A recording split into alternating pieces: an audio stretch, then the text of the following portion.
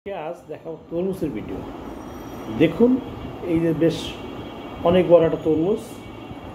এই তরমুজ আপনারা যখন কিনবেন তখন শুধু কেটে আনলে হবে না, মুখে শুয়ে দেখতে হবে এটা পচা কিনা অথবা খেয়ে দেখে আনতে হবে।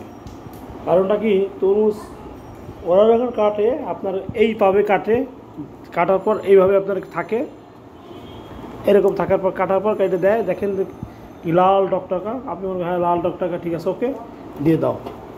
যখন বাসায় নিয়ে আসবেন তখন দেখবেন হলো তরমুজটা হয়তো নষ্ট হতো, পচা। এই দেখুন, এই যে তরমুজটাও তাই। যখন কেনা হয়েছিল তখন এই তরমুজটা বেশ ভালো ছিল। বাসায় যখন আইসে খাওয়ার সময় দেখা গেছে কি না তরমুজটা গন্ধ, পচা। এই জন্যই তরমুজ আলাদা ব্যবসায়ীরা কিন্তু কেটে অনেক সময় একটু ফাঁক করে দেয়, বড় করে কেটে দেয়, দেখেনি লাল লাল। এই জন্য কেনার সময় সবাই সাবধান অবলম্বন করতে হবে, যে খেয়ে দেখতে হবে, নয় নাকে দিয়ে গন্ধটা দেখতে হবে যেটা আসলে পচার গন্ধ আছে কি না।